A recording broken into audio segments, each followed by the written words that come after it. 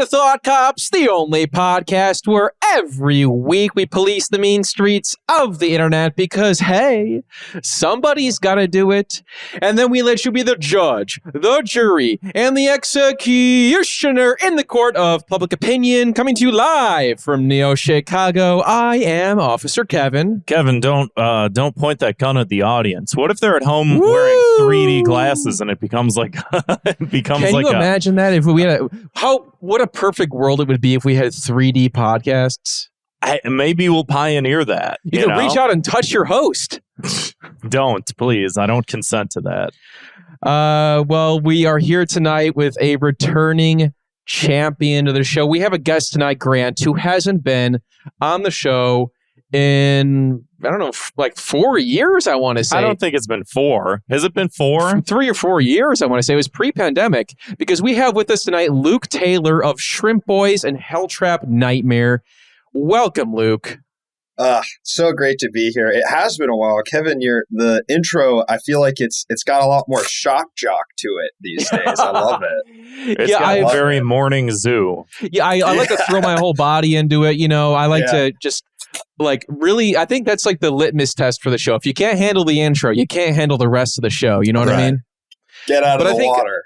You can't handle it, man. But Luke, you were one of the very first guests we ever had on Thought Cops. Is that true? Yeah, it was. We had on you and David.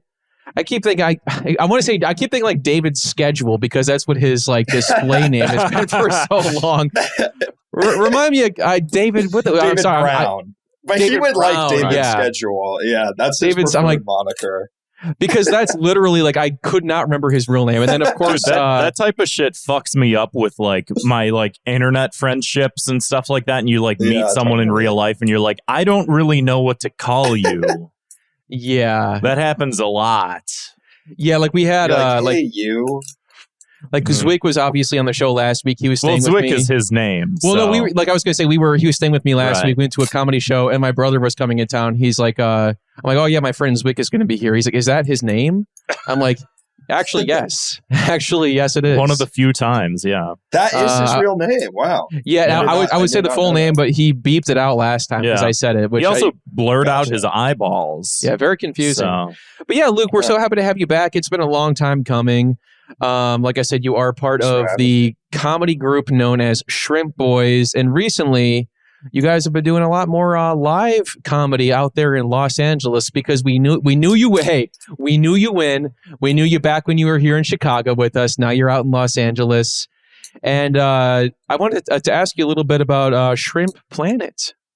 Oh, yeah. Well, if you can believe it, we're still doing sketch shows, but this time it's in L.A., so it's got sort of that glamour to it that we were always missing in the dingy comedy club of Chicago. Out here, it's in Tinseltown. It's, it's a little bit ritzier. You're seeing sketch, but you're going, wow, maybe these guys were on a CW show and I didn't know about it. You never know who had a bit part on season 6 of The Flash who's on stage, Yeah, I think I saw that guy in the background of Supergirl once.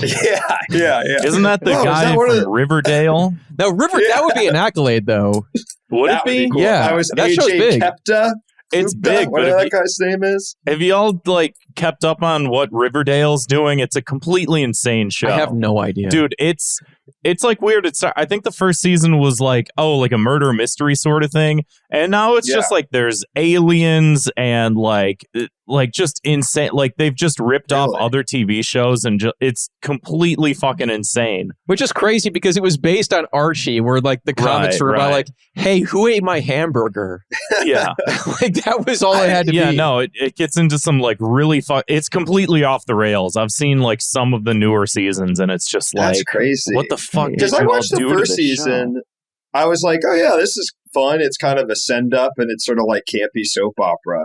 But then then you're, how much can you take? Watching one of the Sprouse twins act up a storm. It sounds like you're kind of doing like a Twin Peaks. Yeah. Ooh, that would be a huge get for us. A Sprouse twin? Can you imagine? I can't imagine. Yeah, Dylan or Cole, really. Hey man, I'm taking. Hey, I'll take what I can have. The difference. Dylan one of them Cole. Is a gamer, and one of them is an actor. Still, that's what I know. Okay, we can find some common ground there, Grant. Yeah. So yeah, Shrimp Planet. I know you guys, I mean, by the time this episode comes out, I think it's going to be after your show that you're doing soon. I know we have a live chat where currently 2 people are listening. Hi guys, thank you. Thanks for listening. Hey, if you want to add your name to that list, patreon.com/thoughtcops. Is this? Oh, I see it. Okay, yeah. There we go. Perfect.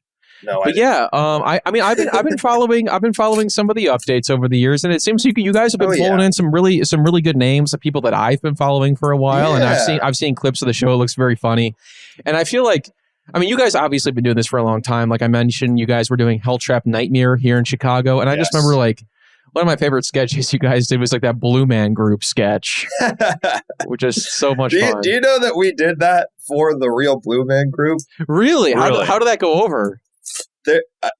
I'll tell you, we did it at the theater they perform in Chicago, like kind of opening Briar for Street the Blue Theater. Man Group, the Briar Street Theater.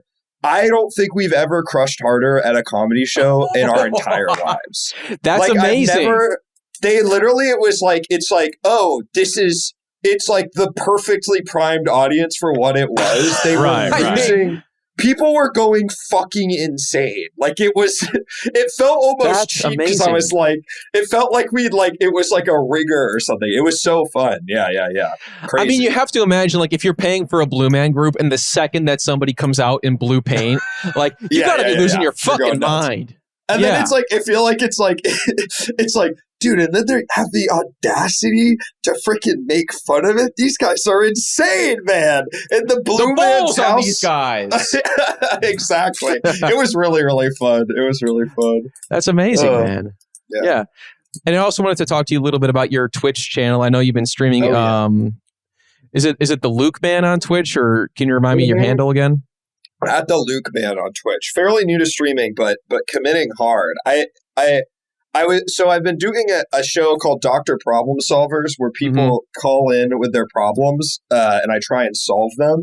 But here's the thing, and this is a good time what I was thinking about today is I think I've got to switch it, because the thing is that to me, it's obviously like silly and we're messing around, but people call in with real shit, which is fine. Like I don't mind it, but I sort of like was like, oh yeah, this will be like funny. And then people are calling with very serious problems in their lives. And and then you got to find a way to make it silly. Yeah. Or I'm just like, I don't know, man, you should like talk to her about it. And I'm like, so I think I'm going to go through a little rebranding, but I'm going to keep that call-in show flavor.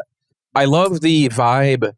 The vibes are immaculate, Luke, on your stream. I like because you have like that sort of like old Macintosh monitor playing like playing like YouTube videos while you're kind of giving advice, while humorous, also somewhat genuine, you know? Yeah, it's a weird thing. I mean, it's so crazy because it feels like I've only been doing it a couple months, but it's like varies so much from call to call. Like there was a dude a couple weeks ago that called in and was like, I'm an OnlyFans model. A girl that stalks me on OnlyFans just sent all of my OnlyFans pictures to my entire family. What do I do? And I'm like, dude, Jesus. I have no idea. I was like, first of all, I'm sorry. That's so sad and awful. And you're like, and I'm like, and then it's like one of those things where it's like, I feel personally, I'm like, well, I'm not going to make this a joke. Like, I'm like, this fucking sucks in a way where I'm like, you seem legit, just distraught in a way where I was like, it's not fun to like be like, yeah, that's fucking stupid. Ha ha ha. Yeah. You know? And that's like something I feel like we run into on this show a lot too, because we'll have a lot of ideas or topics for the show each week. And there's some where we're like, there's no way we can make this funny. And that's the hard. I feel like that's just like a hurdle you try and overcome in comedy in general, is that you want to be topical. And like the shit that you see like on Twitter, like on your news feed, stuff like that, it's like that's all topical stuff. And I feel like there's a lot to mine there. But also just like, it's like, man, there's a lot of just not funny shit. Yeah, and I think it's what I've learned doing is like if you give the people a chance to connect, and it's like for better or for worse. Like if it's obvious to you it's a joke, people are just going to be like, "No, I really want to talk to someone about this shit now," which is not a bad thing. But I'm like, maybe I need to like fucking like make it more obvious. Like, hey, we're just gonna like fuck around and call in and like be silly, you know. Yeah, and then maybe that's where a costume comes in. I don't know. I know. People, and then people are very simple, you know. We start and we say, "Oh, therapy good. What is it?" And we're like, "Well, maybe he actually has the right fucking idea." You know what I'm saying? Yeah.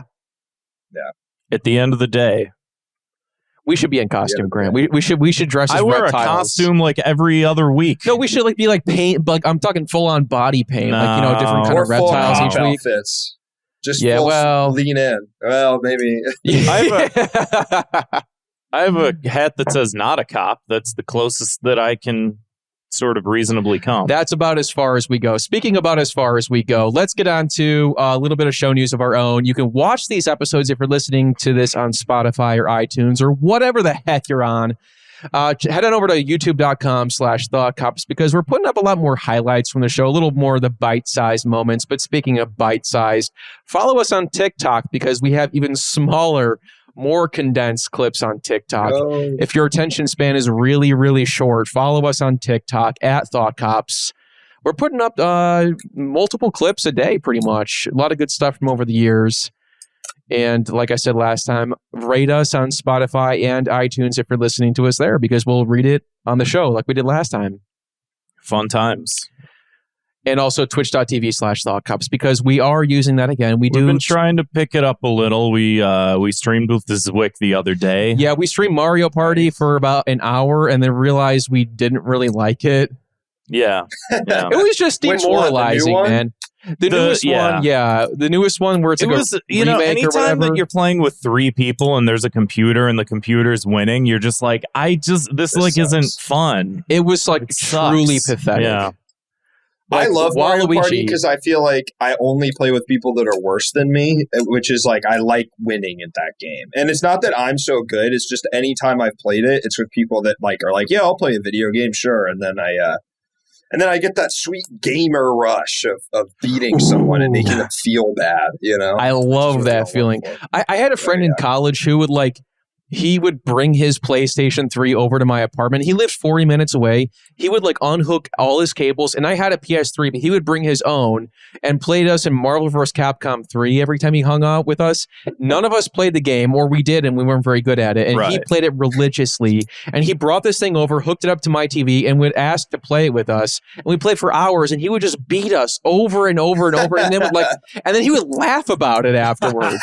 And that's fucking awesome. Well, you know what? More power to that guy. I mean, we didn't say no. We kept trying. Maybe we'll get it. Maybe we'll get him this time, and we never got close. Never got any better. That's awesome, man. I think we got. It's like, sportsmanship. Toxic gamer. It's like actually that's the fun part of playing video games. Is talking shit and screaming at each other. We got to bring that back. Get rid of all this positive. What I'm trying to do on Twitch is get rid of the positive energy and bring back negativity in gaming that we've bring back from. Bring back the old internet. The old but internet. Speaking of the internet, let's move on to a very famous, very favorite segment of the show called 2 Minutes of Hate, where we like to blanket punish all that annoying random crap that we see on our phone screens and our computer screens every single time we log on.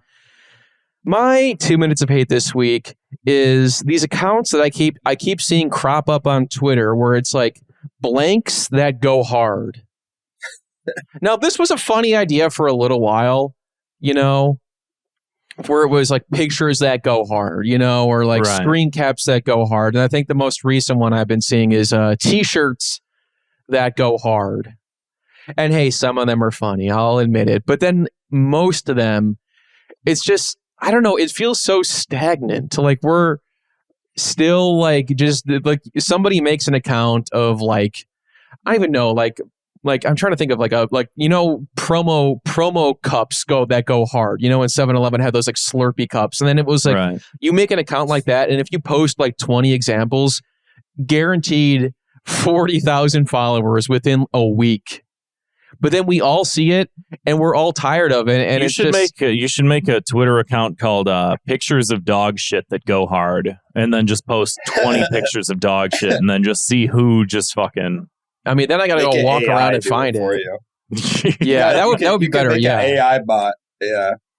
That's like the sad thing, man. It's like, even if I did that, I would never retain any of the success that comes off of that account. Any runoff of like dog poo that goes hard, no one would visit my profile and follow me. Yeah, what's the point of running those? Like, I have no idea. Understood. You're like, oh, like deleted tweets, like tweets with threatening auras, and you're like, you get to like, you just have like a weird job that pays nothing. That's like you stealing content. Like, what the fuck is listen, we're all been trying to make content in this fucking world. I'm like, it benefits you in no way other than to be like, yeah, I have that. And it's like not fun. You're not like writing show, it's so weird. Yeah. There's no substance to it. And like, yeah, if you are the person who runs it, like maybe like, you'll do this the sneaky thing of like running that account and then retweeting your personal account and then just getting no traction on it. Like I see that happen all the time with these accounts. What the fuck is this? Yeah. Who the fuck is this loser? The guy who runs the T-shirts that goes hard account.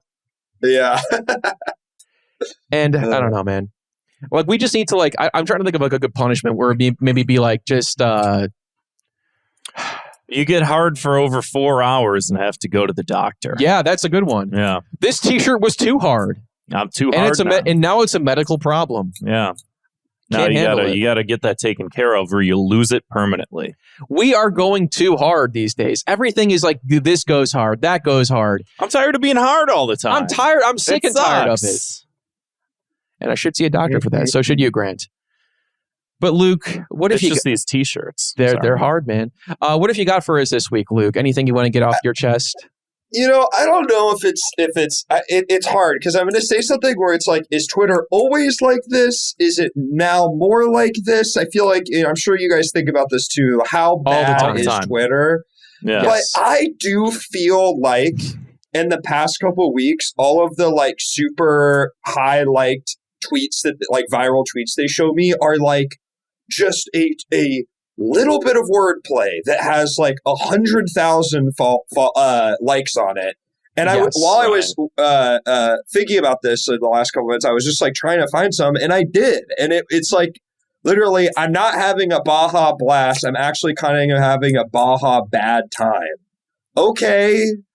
And that's then, like 2010 era. Like that's like that's the type of shit that I would like throw out, like just like I feel like my Twitter is full of just stupid shit like that because I'm just like I'm not gonna do that or whatever, and it's just like where are my 10,000 retweets on this? Because I have these shitty ideas all the time. I'm filled with shitty ideas. Where's my comeuppance? Yeah, it's like it's all that kind of stuff where it's like, yeah, here's one: Rosencrantz and Guildenstern, like Rosencrantz and Guildenstern, and I'm like, okay, like fine, that is totally what you're saying, like. Yeah, sure, I would tweet that. Why does it have 17,000 likes? Like, I literally don't understand. It's like, we've hit this sort of new part of Twitter where it's like, in the history of it, in the timeline, where it's like, actually, it's like, hot takes aren't going to make you go viral. Actually, jokes aren't actually stealing things. It's just like the most simple, quick idea that you can recognize as fast as possible. And it's like, it feels like a new version of like evil on that site that I can't. It really does. Like Joe Ames, who was on the show a month ago or so, he's been doing this thing on Twitter where he'll like quote retweet like the most mundane tweet he could possibly find. Like he found one here. I just scrolled back to find it. It was just the tweet just says it's okay. There's the handshake emojis in the middle. It says physical touch, handshake emoji, quality time. How many likes does it have? And then he just quote retweeted it and said 102,000 likes. That's a good fucking gimmick. And the account is now suspended, by the way, the one that put it out. So it's like, what is happening behind the scenes there? I don't know. Is it some money laundering thing? Like somehow? I maybe it's like they're like don't want to push like because for so long it was stuff that elicited a big response from you, whether mad or happy, and like either knocking an agreement or raising fist in anger. But now it's just like, yo, low key when like you feeling crazy and you get a hug, you're like, what? And it's like you see shit like that all the time. Like that's not. But what's different is now it has like. Those are the viral tweets now. It makes no sense. It really makes no sense to me. I think it's like runoff from like mainstream TikTok that's coming to Twitter. I was gonna say that. Yeah, Because I do see a lot of that. Because like, I don't know. I'm on TikTok a lot. I have the fucking camera pointed at my face and I'm like, I'm going to make some content. And I spend just like hours trying to word something before I just hit the delete button and whatever. And then you'll be scrolling and you'll see a video of just someone's stupid face. And it's just like text. them just going. That feel when your mom doesn't do your laundry for you this week and they're just like, there's a really like good one. A trillion likes. It's just like, why am I just not making video of my fucking face with just some text and it's just some mundane like bullshit. It's bullshit.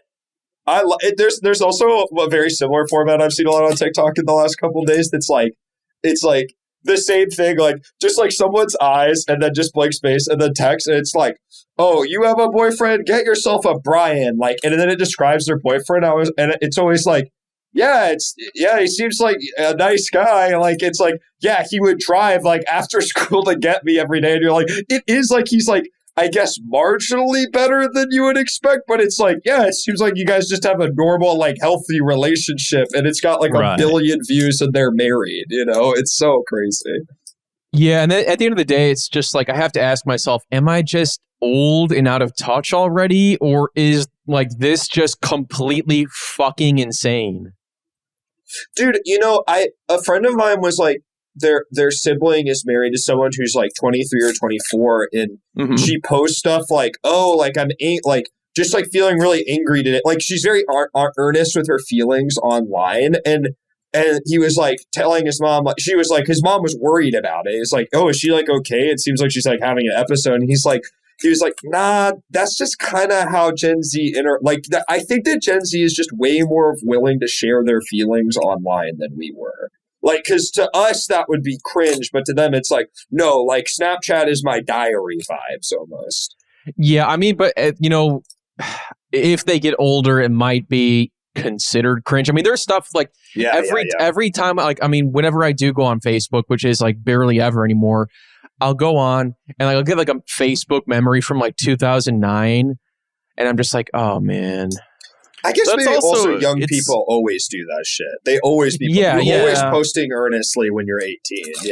Yeah. And I think that's another thing too, where it's like the difference in like the medium also, because like Facebook was really only supposed to be like you and the people that you have like added, and of course you can make things like public or private or whatever, and you can for like other things too or whatever. But it is one of those things where all these websites, their like default usage is just that you post stuff and literally anyone can see it. And I know like Facebook was really supposed to be like, oh, you and your friends, you and your family, and like you can interact with pages and stuff like that. But it all stems from like the circles that you're in, and everything now is like, oh, your Twitter account that millions of people can see, or your TikTok account that millions of people can see. So it's like different in that sense, you know? Well, to be fair, like MySpace was also public. I think you could choose to make it private if I remember correctly, but I don't think many people really did. I could be misremembering that. It was also just like, I don't know, like a weird thing of like how you interacted with other people on the site too, because for the most part you were just interacting with like people that you would add as friend or whatever, you know? But like there's also probably chatting on MySpace too. Like I feel like that is such a big thing. Is like Facebook was the first one to even have the ability. Like you would just go to AIM when you were using MySpace, right? True. Yeah. You could like message people, but it was like asynchronous. Like you could just whatever. But Luke, how would you punish these tweets or these tweeters, these basic ass motherfuckers? Lethal injection, you know, just straight to the point, just humane, you know, execution, you know, the government, like a federal execution, bring back the death penalty. Simple as that. Classic. Keep it simple. Yeah. Don't need to get fancy. I think if you're posting stuff like that and it goes, or actually, if you don't delete it, you should delete it. That's what I think it should be. Delete it first, then we'll give you the shot. Right. Yeah. Or like maybe you'll see like, do you feel bad that you got, or you have to post, or you have to sell the, well, actually, I don't know about you guys, but I always, anytime I've had a viral tweet, I'm trying to sell this stuff and they never let me sell this stuff. Like I've had tweets go pretty viral and I'm always like, please let me sell stuff. And they never let me sell the fucking lights. And the only one I did was one that was a dieting scam. And then a bunch of people got fucking mad at me and like were like, King, man, this is not it. And I was like, I didn't care. I literally like, yeah, get the bag, but like actually like don't do this on your thing. I'm like, shut the fuck up. Like if you're buying something under a tweet in the first place, there's something wrong with you. So like severely like wrong. You're not gonna talk those people out of like actually this is bad. It's like they know that it's but like. Yeah, if you're like, this thing under this viral tweet is what's going to help me lose weight, like I'm not the thing that's going to make you, I'm not the tipping point. My tweet, like Rosencrantz grinds and Gildan rise stirred, like that's not the thing that does it. You never know, Luke. Like one day somebody might reach out to you, be like, hey, I got my shit together. I lost a lot of weight. I got a new job. And it was all thanks to your Mr. Peanut tweet. God willing.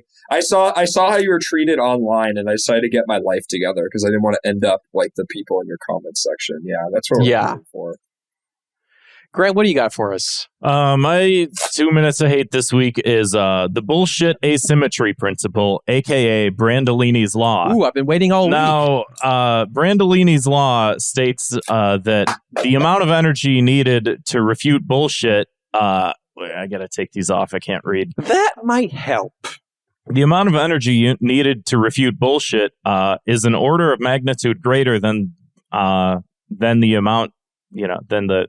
I don't know. I can't what the fuck happened. I think that like as this sat here for years and years, like we would just start typing in the wrong place and then be like, oh, oops, and then like drop down a couple or whatever. So this is worded poorly, but basically, in order to prove bullshit wrong on the internet, it takes a lot of work. And in order to make bullshit, you just say whatever you want and it just gains traction. And then people are like, well, actually, no, because like the spike proteins on the end of and people are like, no, it doesn't exist. And you're like, well, no, because it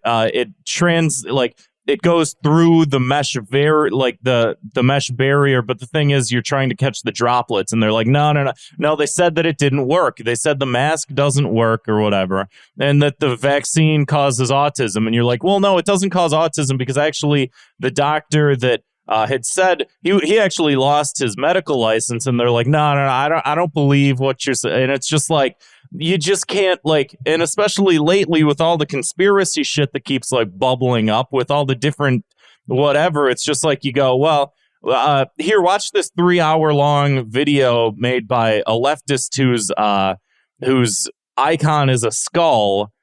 He makes a 3-hour long video disproving the bell curve. Do you have 3 hours to spend watching this? And they're like, no.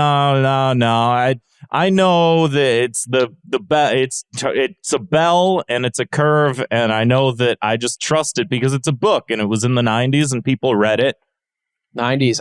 Yeah, if you're a 90s kid, you remember that. You know who Brandolini is. Grant, who's Brandolini? The amazing Brandolini. Why is it his law? Why is it Brandolini's Law? I don't know who the fuck Brandolini is. Do I have to do a... Have you all experienced this? Is this a thing that... I guess? I mean, I think we all have. It's a principle. It's that basically it's like, it's way harder to disprove, or like refuting disinformation is harder than spreading it. Is that? Yeah, more or less, yeah. Yeah, it makes sense. I like the Wikipedia page also says Brandolini's Law, also known as the bullshit asymmetry principle. I said that when I introduced the It's just funny that the Wikipedia article says bullshit. Yeah. There's probably a Wikipedia article about the word bullshit, but Alberto Brandolini, an Italian programmer. This dates all the way back to the 1800s. He invented bullshit. Well, no, he was a programmer in the 1800s. No. What was he doing? Programming the damn abacus? Probably. No, he was alive in 2013 and is probably still alive. But the notion of refuting bullshit being harder than perpetuating it has been around for quite some time. A tale as old as time, some might say. I would say. Yeah. So there you go. Now we don't have to talk about it anymore. Now we can finally cross that one off the Google Doc. Goodbye. What's your punishment? It is a crazy. Go ahead, No, you go ahead. Well, I want to know. No, you go ahead. No, Grant, this is your baby. No, you. I want you to go ahead, if you would. Wait, I'm going to summon my inner Jake Novak. After you. No, after you. After you. No, after you. It took me, for a second, I'm like, who the fuck is Jake Novak? And I hate that impression was like, I know who that is. I also was like, Jake, no, I was like, BJ, I was like, no, not BJ Novak. And then I was like, oh yeah, of course, the SNL. He hasn't posted a video since, right? Yeah, really? He hasn't. He's he killed himself. I mean, right? Like what? Or maybe he got the job. Or he can't. I mean, I would kill myself if that happened. Like, it's like, everyone from every corner on every side of the internet pop culture was just like, you were the biggest dipshit in the world. Like, you literally, like, I don't think I've ever, in recent memory, I cannot think of someone that was roasted who is not a celebrity or some modicum of fame already. Serendipitously across. He also had a video. He had like a video where he's like, I want to get canceled, not I want to be an SNL cast member. He was like, I want to be canceled one day because I'll be so famous if I get canceled. It's weird, man. No, Luke, I have to ask though. So tell me this. You saw this video of this guy trying his damnedest to get a job on SNL. And you didn't tell your friend Sarah? Be like, hey, pass this along the board. This guy, I'll tell you what. Legitimately, the first thing I did was send it to her. What did she say? And I said, please. She said she would send it to Lauren immediately. I can't think of something that. Also, what's so weird about that? I can't think of like something that obviously would work less than doing that, in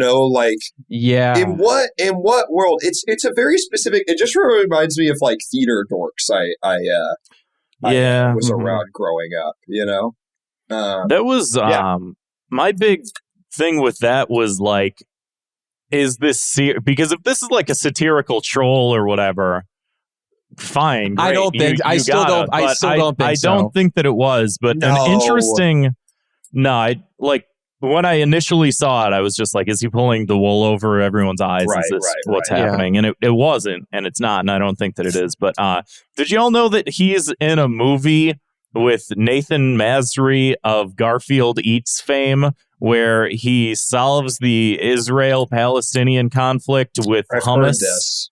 I've heard this. My Garfield brain is Eats having guy. No, my brain is having a hard time. The orange suit. No, I know my brain is having a very hard time processing that's possible. Yeah, he's in it's like a short film or something. Wait, so yeah, what, is it that it's like, like both sides like hummus? La, la, la. Is it sort of? I'm assuming maybe. I didn't really look into it aside from seeing like 3 TikTok videos on it. Well, we had our mutual friend Ian Erickson on the show a few weeks ago, when this story initially came out, and he had a really funny send up of the whole situation. But we were talking about how funny it is that getting a job on SNL. That was it's just funny how the more things change, the more they stay the same. Because back in the 70s, it was like, every comedian's goal is to get on SNL, and obviously people are still getting jobs on SNL. But it's funny that TikTok is a sort of grassroots, do whatever you want, hate the gritty, whatever it is, and then still that's your go-to example. The goal is still to get a job on SNL, Yeah. It's just weird that you would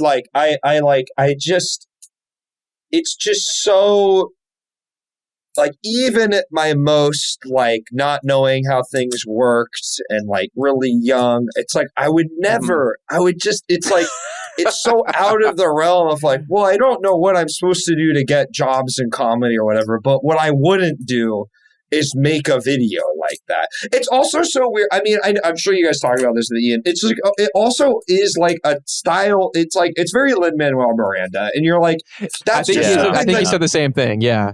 Yeah, it's so like out of the zeitgeist. Like, I think that's why everyone reacts so poorly to it, because it's like, it's so like hearkening to something that feels so passé to even the most like baseline pop culture like intelligence people out there. Like, they like, I know that that's not what we're doing anymore, no matter who I am.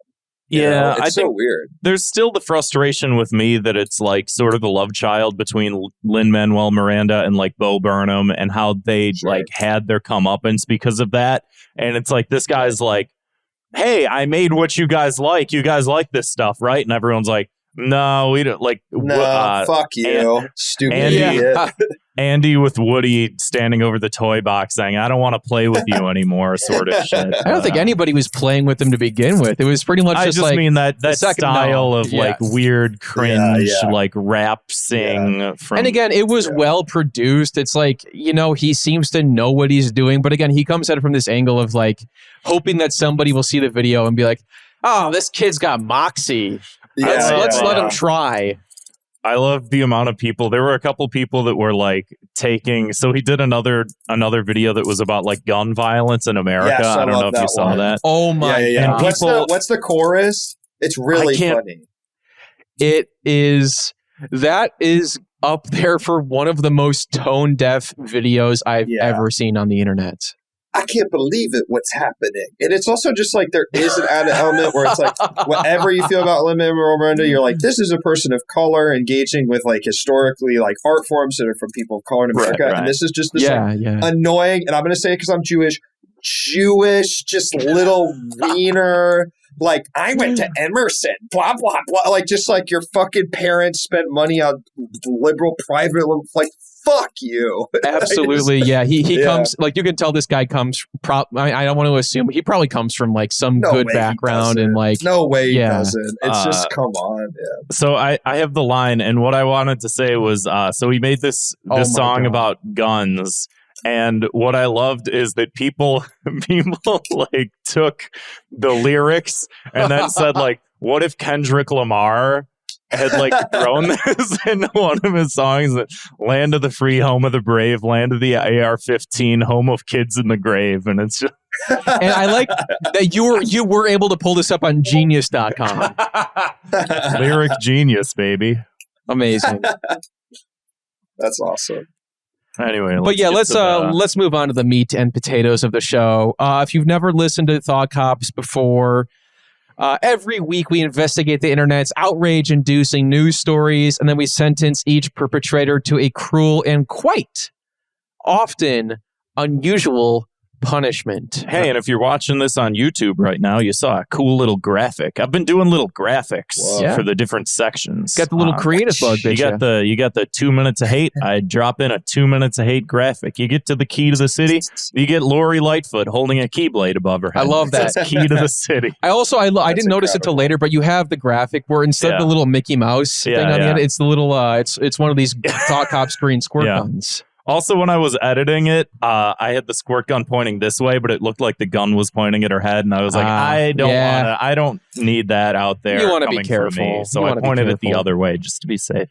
Speaking of just being safe, GameStop is in the news again. GameStop, I guess, okay, so apparently this is news to me. GameStop is now selling NFTs. Sure, whatever. I don't know. When you hear the story, you're going to be like, you know what, I know the whole Funko Pop thing is annoying, but I wish GameStop was selling more Funko Pops after this, because they are facing a backlash for minting a, quote, horrific 9/11 image. No. Is that really what it is? No, go down. Like somebody did tweet out what it's called, and you'll have to click it to view sensitive content. So no fucking way. GameStop, if viewer beware. GameStop is selling an NFT called, let's see here, Falling Man. And it's an image of one of the people jumping out of the Twin Towers on the 9/11 attacks. And you can buy that on the GameStop NFT website, and you can own it on the blockchain.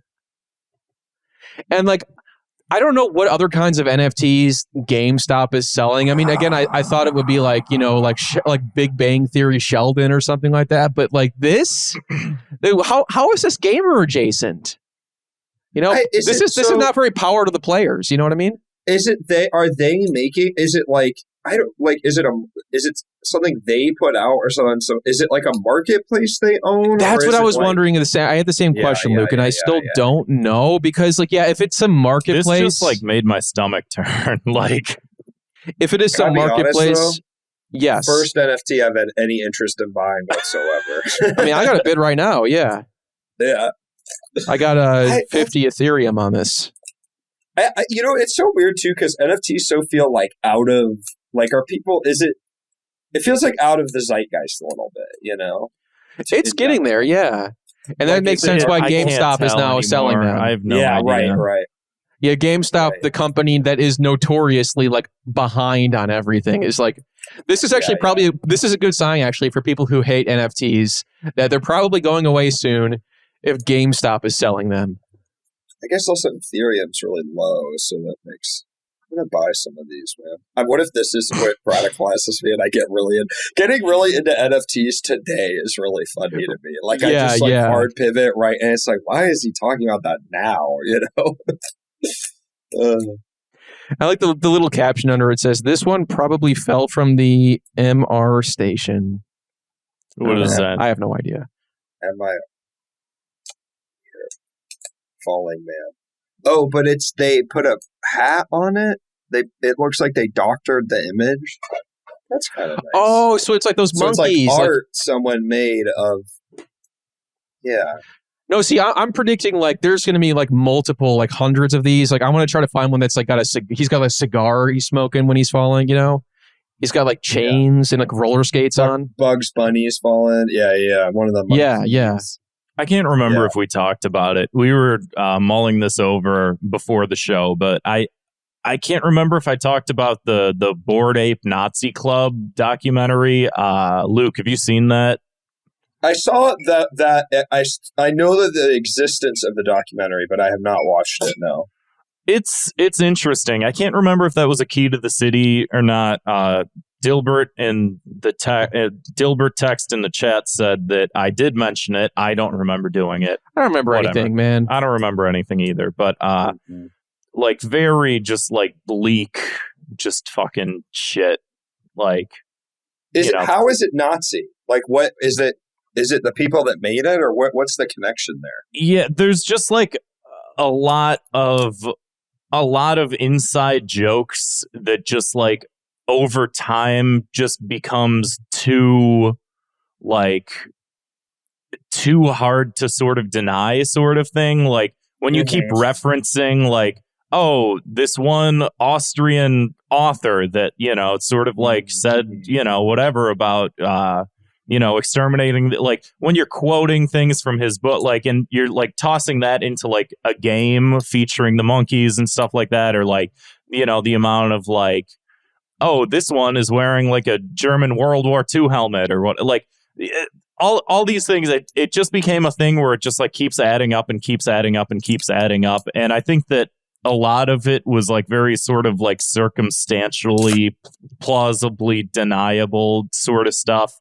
I can't remember anything in particular that stood out, but I think it was just like the combination of everything. And I think particularly like the logo looked like some sort of like old SS logo from World War II was like, I think sort of like the linchpin. For what now? For the Bored Ape Club. Oh. So is it, I wonder if it's too like, there's supposed to be such an intersection between like, it's like, is it true Nazism or is it like 4chan adjacent, like shit, you know, like is it just guys, is it like kids being edgy, so this looks like legitimate Nazis compared like World War II Nazi kind of stuff. It is very like, I think the thing with a lot of the 4chan stuff is a lot of people do the 4chan stuff like just for jokes, you know, sort of thing. Like, let's see if we can slip a just Nazi kids reference being in kids. here. But then it's sort of like, then if you ask them like, hey, well, like, what really do you think about like the Holocaust? They'd be like, well, I don't know if it was the exact story that happened. You're like, yeah. And you're like, okay, the fact I see it.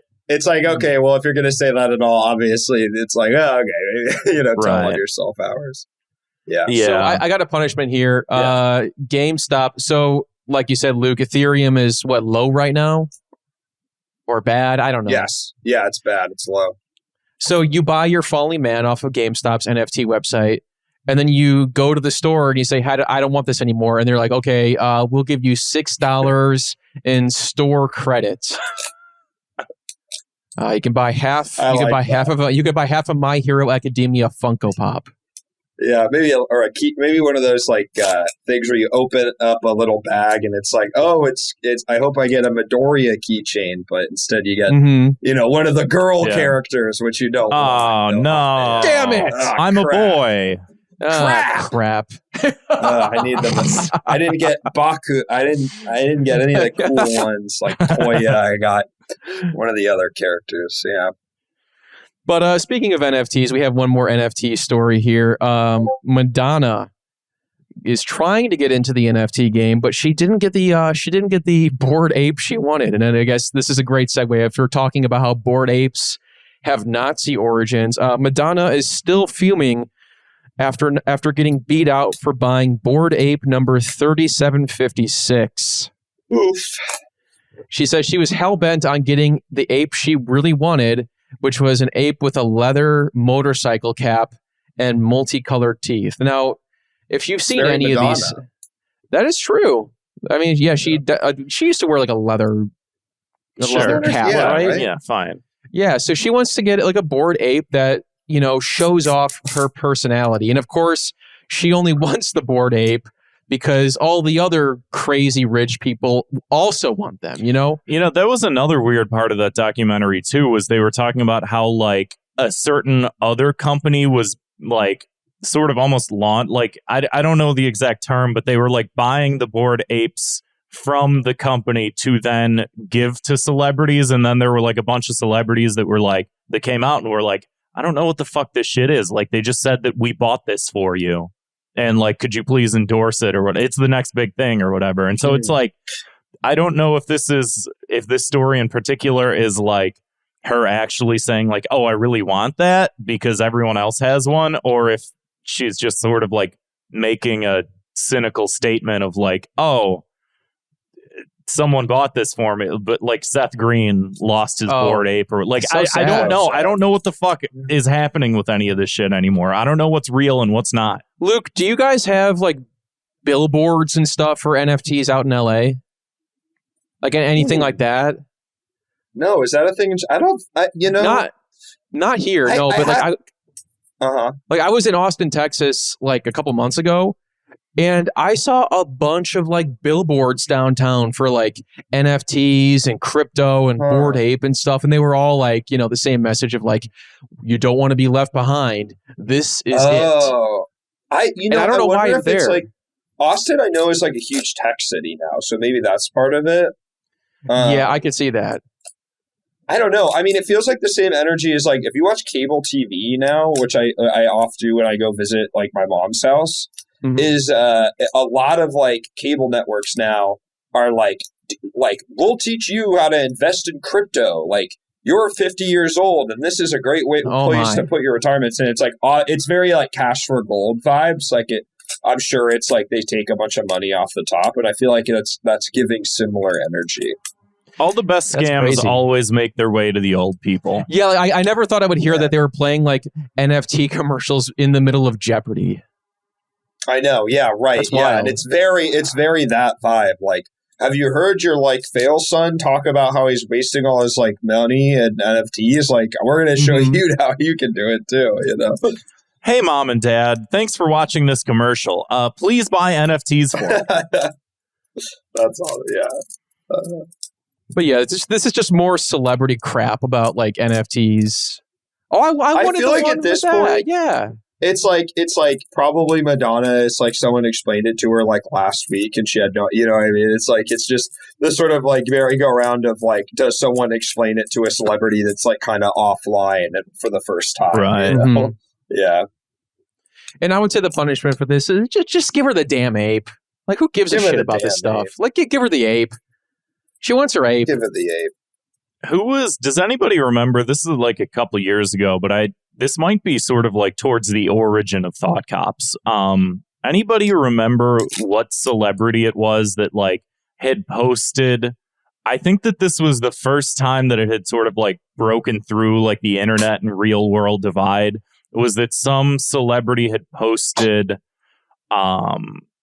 a picture of Pepe the Frog and like, oh, this is me on weekends. And people are like, that's a racist frog. Don't post that. I don't remember. It was some woman. It was maybe like either an actress or like Taylor Swift? Like a music. No, it was like I remember no idea who, but I know what you're talking about. Like I almost want to say Chrissy Teigen, but I don't think that sounds like it might be right. That kind of like someone posted that image of Pepe the Frog and was like, oh, like what was it like Kate? No, I don't think it was like Katy Perry. Maybe it was. I don't know, but that was like, yeah, this is almost sort of like that situation now playing itself out again in a certain sense of just like, I didn't know that this was bad. I was just posting the meme frog. Everybody posts the meme frog. How come I'm getting in trouble? I didn't know that it was racist. Now it's going to be like that times. That feels like so long ago. Yeah, that was like 2015, 2016. Who dat boy? Oh my God, dude. Bringing it back. I hope nobody actually has nostalgia for that kind of stuff. Like, it was like, I didn't like it then, don't like it now. But let's move on to something, let's move on to some lighthearted news here. Oh, you don't want to talk about this chess robot? No, that is, I was just going to say. Oh, okay. Chess robot grabs and breaks finger of 7-year-old opponent. Wait, that's your key to the city? No, that's just the next story. Oh, I thought you were moving on to key to the city. We'll get to that. So, no, this story's been, I've been seeing this pop up. I didn't mean to trample this because this is hilarious. I mean, it's funny, but it's also like, you know. Well, I thought that this was an Onion article because I'm just scrolling through whatever the fuck and I just read like chess robot grabs and because like Kevin, you're always posting your articles from Hard Times. And I just thought that this was like a Hard Time article. Yeah. Or Hard Drive article. Punk gets finger broken at fucking chess match. That's the Hard Times version of it? Basically, that's how they would say it. Right. But this was like, I mean, the uprising has begun. The uprising has begun. I think that boy learned a valuable lesson, which is keep your fucking hands where, where we can see them. You're moving too fast. You're gonna scare the thing, You're gonna scare it. Now you linked a video. I'm kind of afraid to watch it. Let's watch. No, it's safe. Okay. It's safe. It's from a safe angle. You don't see any bone breaking. Okay. Up close. And there's no sound. You won't hear any kids screaming. Okay. Well, here we go. So I'll narrate the video for those listening. So we see this robot arm is playing multiple chess matches against a boy. The boy mistakenly tries to grab the piece when he wasn't supposed to. He's struggling to get out. A bunch of adults rush in. They can't pull the robot off. Yeah, they're freaking out.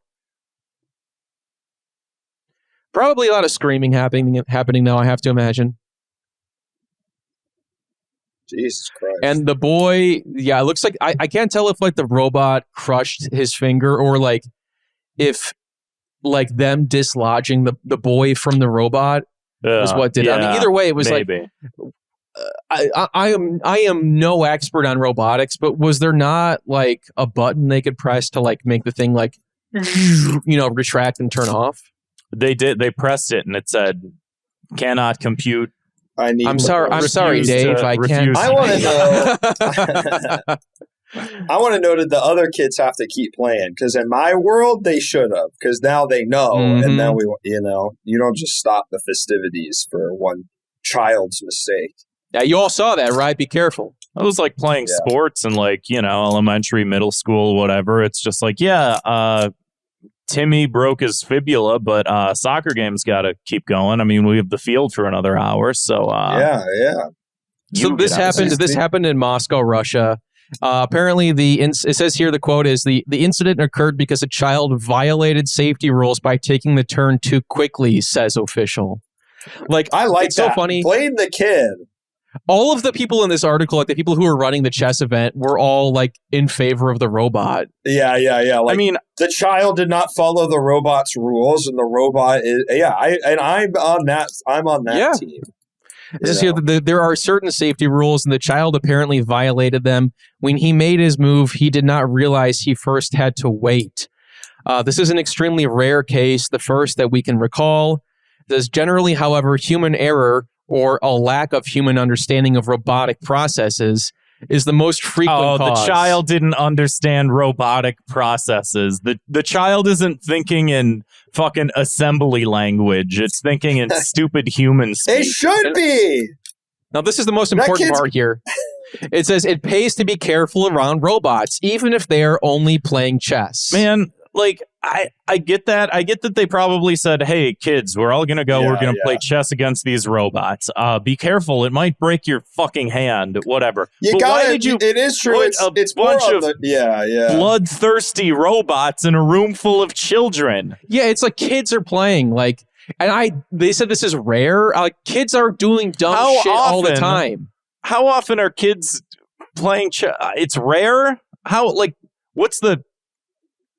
There's no. Yeah, I just thought it was very strange. There was no way to get that. Like, it was like there was no built-in. The robot. Nobody ever imagined this would happen. Is what's very weird to me. Like, it's fucked up when their reaction is to lift the robot off and not, use its computer.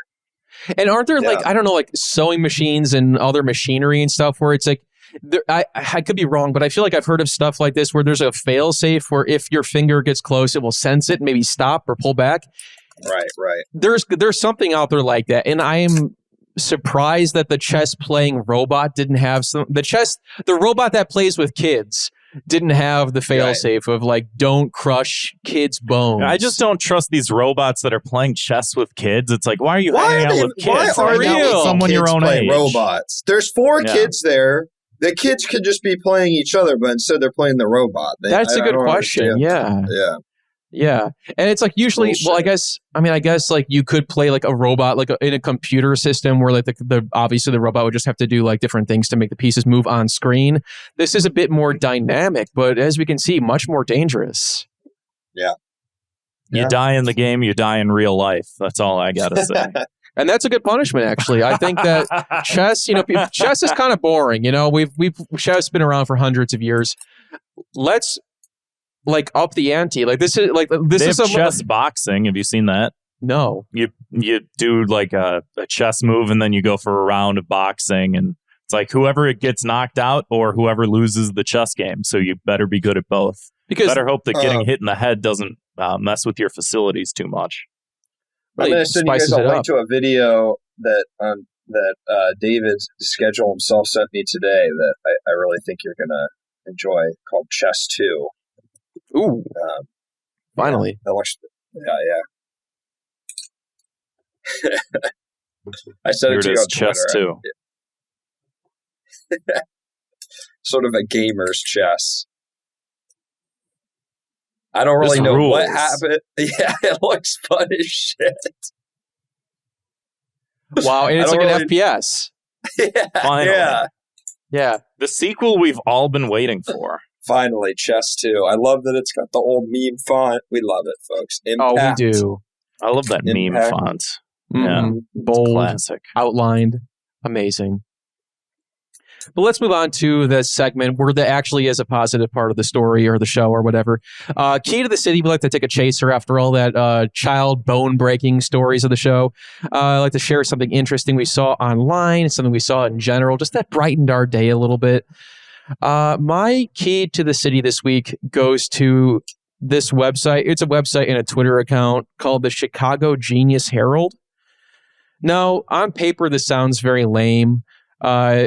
Which I don't mean to mock anyone who works for this that I don't know, maybe we know them, maybe we don't, but it's like the Onion for Chicago. And I know it's like these days, it's like there's an Onion for everything now. Right. You know, there's a freaking Onion for video games now, Grant.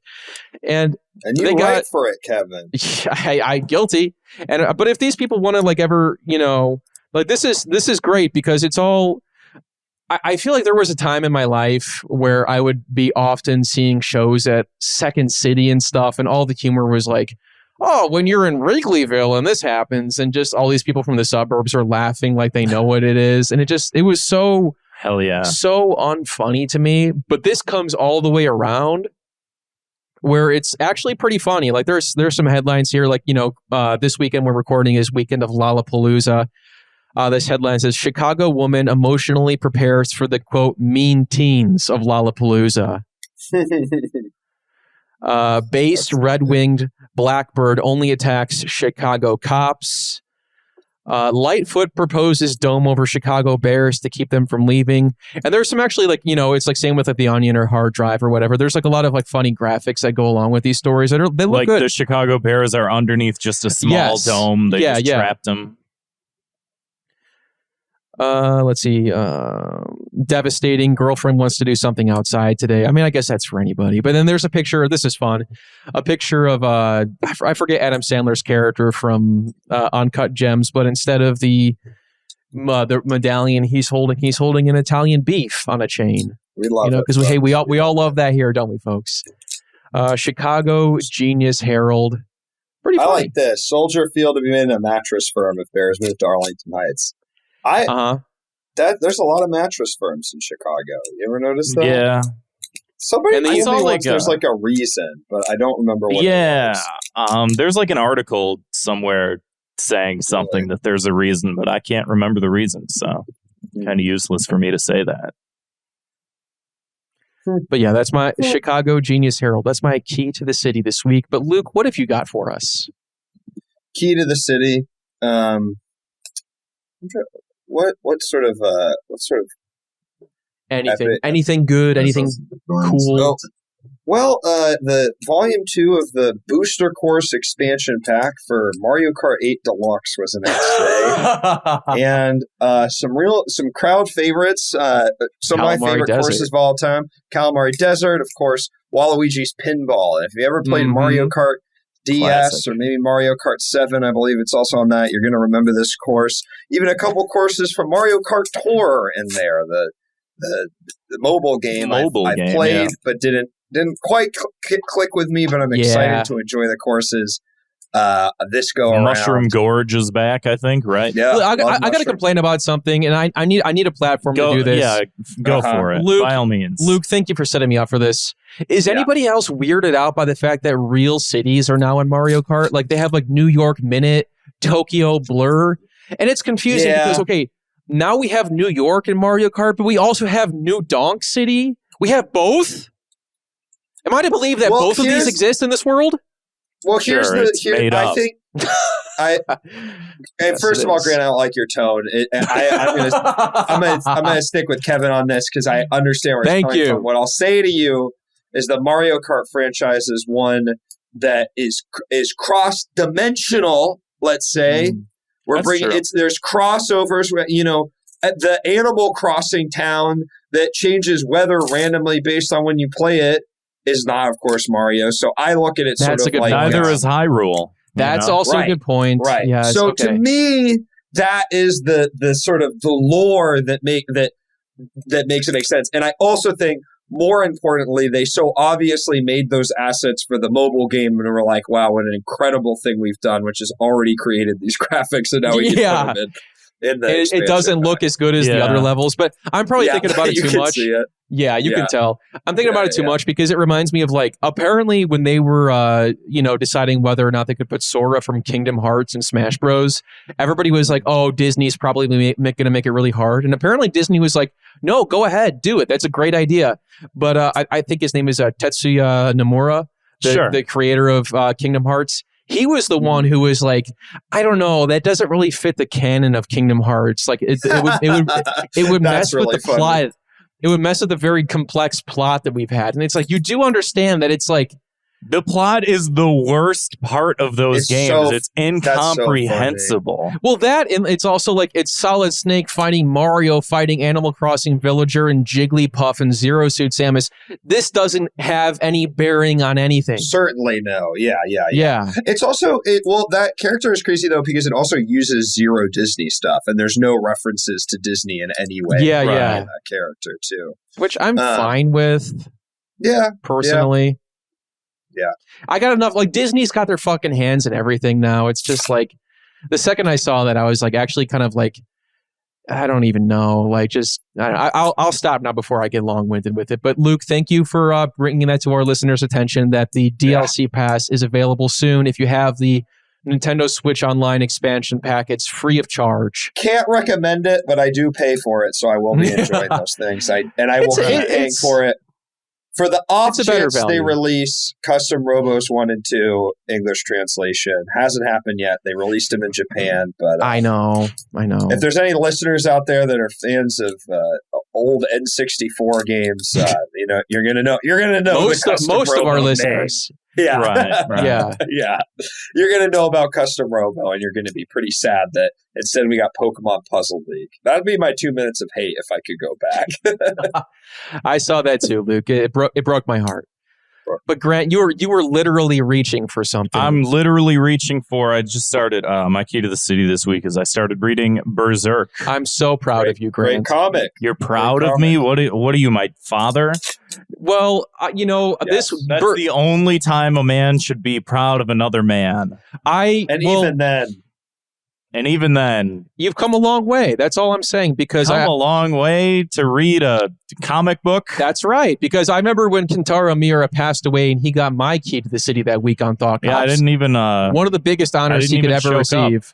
You seem like you didn't really. You're like, you didn't say anything, but I could tell by the look on your face. You're like, I don't get what Berserk is all about. Why is he trying not to cry right now? And then you're reading it, and now you're discovering the magic that is the dark fantasy world of Berserk. Yeah, that's fine. Also, Berserk is back, by the way. It's being supervised. Have you read all of it, Kevin? Because I stopped when they go to like the mermaid. Like when they really got into the fantastical elements, I fell off a little. But is it worth picking back up? I would say so. I mean, like, it ended on a good note, because like what I think is interesting about Berserk is how they kind of like dip in the fantastic stuff more and more, to the point where now it's like a crazy fantasy story. But allegedly, like, so it's being supervised by his like the late author's like lifelong best friend, who he allegedly told everything to about what Berserk was about, and he's and I guess the staff as well, because he had a bunch. His assistants are now the ones who draw it, but he trained them in his style to draw it properly. So I remain optimistic. I mean, it's been back for a little bit now, like a few chapters, and I'm cautiously optimistic. I'm all in the back of my head. I'm wondering, like, is this technically just kind of hearsay fan fiction-y stuff? But at the same time, I'm kind of happy to get an ending at some point. It feels like of all the ways that could happen, it's way better than like the Dune guy's son just being like, "Yep, I'm writing Dune now." Yeah, just because they're related. Daddies, I got the keys. Wait, I really need to grab my phone or my laptop charger really quick. Yeah, go ahead. For sure. We'll move into the next segment as you're doing that. Oh, yes. Thought Cops word of the week. Crap. I forgot. What was something we said? I don't know. You said, earlier you said FML. That means fuck my life. FML. There we go. Yeah. Pulling terminology from 2003 and jamming it into Thought Cops because we didn't do our homework this week. So yeah, if you want to kill on 9gag, if you're still using 9gag, you can say stuff like FML. Fuck my life. And something bad happens to you, you go, FML. And it's safer work too. You can use it around your friends and family and nobody will know, except those who know, of course. He's still getting this. So do you want to thank a patron? Yes. We'll do that. You can support the show over at patreon.com/thoughtcops. You can be in our live episode recording chats. You can get access to our bonus show, Fire Bros, which we're doing almost every month. We're trying to be better about it. But yeah, it's patreon.com/thoughtcops. Welcome back, Luke. I'm just thinking one of our oldest patrons Jason Peters, who has been a patron since January of 2019. Thank you, Jason Peters. Thank you. It helps us out a lot. But before we get to our final segment of the show, which is our listener voicemails, Luke, if you want to plug everything you got, man, all your social media, your shows coming up, any good stuff you got. Yeah, you can follow me on Twitter, _Luke_man, Twitch, the Luke Man. I've tried to get the Luke Man just playing on everything else impossible, though, is what I found. A bunch of 14-year-olds have these accounts, and there's nothing I can do. Luke Without Limits on Instagram. Follow me on Twitch. I've had to take a little break, but I'm going to be back at it. My plan is in the next month to really start streaming 3 times a week and really commit to becoming the streamer that I've always known I could be. Ever since you were a child. Ever since I was a child. I do think, though, there is a version of me where if I hadn't gotten into comedy, I would have just hardcore committed to streaming. If I was living in bumblefuck nowhere and just be like, oh no, I'll do this. Anyway, Shrimp Boys on socials. We got a show coming up in LA that you'll have missed, but it's monthly at the Elysian Theater. Keep on rocking out. Hell yeah. And I wanted to say too, I love those promos you guys do for those shows. Oh, thanks, man. What was that? What was that? Was that a parody of something? I was too dumb to get it, but it made me laugh anyway. I don't think you're too dumb. It's a pretty niche reference that we just think about all the time. There's this promo for the movie Wall-E that is called the Pixar Lunch, where it's the guys who made the first Pixar movies be like, there was a lunch. Came up with a lot of ideas that day, Buzz and Woody, and then there was one last little idea about a little robot up in space, and that's just something we think about a lot. That it is certainly a niche reference, but thank you very much. No, that's it was funny regardless. But that idea of these guys just stroking themselves off to be like, we had these ideas. There was a lunch. Yeah, check out our new movie. Yeah. Wall-E. You gotta love it. And if you're listening and you're around Los Angeles, definitely check out Shrimp Boys and Shrimp Planet. I highly recommend. And if you want to leave a voicemail for the show, give us a call. Our number is 312-788-7361. Or you can always send us an audio file to thoughtcopspodcast@gmail.com. Hit it. Oh, that beep takes okay, hi. Hi, Kevin. Hi, Grant. My name is Flo the Sheep. I would like to report... Hello. An internet crime. So recently, I believe doxing has gone out of control. First, last week, they doxed Joseph Smith, a man very near and dear to my heart. But then, today or yesterday, they doxed the Loch Ness Monster. I don't understand. What has the Loch Ness Monster ever done to anyone? All the Loch Ness Monsters done lives in Loch Ness. So I don't know why the Loch Ness Monster is now suddenly under attack, why they're trying to leak photographs, leak identity. I don't know. I don't know. That's just my thought. What are your thoughts on the whole Loch Ness situation right now? All right, bye. I personally think we should respect the Loch Ness Monster's privacy, especially in this time. They should have called it a different name of a monster because the name is where it lives. So we should all know that. From what I understand, it's a pretty big lake. It is funny that it's like that. I mean, when you think about it, there's so much we don't know about, the ocean, the bottom of the ocean and stuff. Yeah, this is just a lake. And they're just like, oh, we have a monster in the lake. And it's like, we wouldn't know if it's in there at this point. It's a fucking lake. Yeah. You have the technology. You could check if it's in there now. So my guess... Yeah. But they found some dinosaur bones and they're like, this could be it. And it's like, or that could be from trillions of years ago. Or last week. Or from last week. We really couldn't say. Or dinosaur bones could be put there as a test from God. You know, I mean, that is so true. Yeah. So it sucks for the Loch Ness Monster. I, again, respect their privacy in this trying time. Yeah. And my opinion is, if the Loch Ness Monster didn't want to get doxxed, they shouldn't have said all that racist shit on Instagram. Yeah, I mean, I hate to make excuses for people, but I know a lot of Scottish people are sort of a little bit, racist. I'm waiting for the Notes app apology. Yeah, I'm waiting for that. But let's hear this. Yeah, sorry. Let's hear this next voicemail. Hey guys, I had a question, if that's okay. It is. Basically, I'm a asexual male not full male. I identify as asexual. Okay. And I'm having trouble, like, finding a relationship. I was wondering if you had any advice for an asexual male who wants a relationship with a woman or a queer platonic relationship. I feel like asexual people are kind of stigmatized when it comes to dating. And Grant, I feel like you should be a little nicer to your editor. I just listened to No, he doesn't deserve that. No. Anyway, I hope you guys have a great day. That. Bye. Thank you for the voicemail. Zwick just shed a tear as he's editing this. Yeah, that was definitely Zwick just left that voicemail disguised his voice. That was definitely not. Please be nice to me. No, that's our working relationship with Zwick. He says weird things. We tell him to shut up. It's all in good fun. Sometimes we're too nice to him, and he's like, "You guys need to insult me more." Like he'll just say things like that. I have weird. Then it's like I don't want to anymore. Well, no, this is a great voicemail though because we do have Dr. Problem Solver on the show with us today. So. I think we're literally seeing in real time what I'm talking about, which is that I think if you leave an open line for people, they'll ask you earnest things. Again, not bad, but that's just the way it is. I'm good with it. And listen, I'll tell you, I do have thoughts, and I think the best thing you could do is if you make a dating profile, put that in your profile, and I bet there are communities online for people absolutely. And if you're also not looking for necessarily a physical relationship, I feel like it's even easier to find people online because they probably have similar interests. So that's true.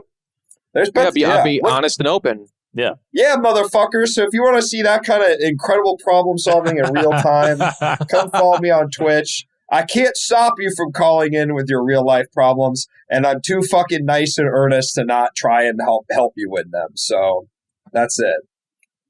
Yeah, I think that the online group thing is a good idea.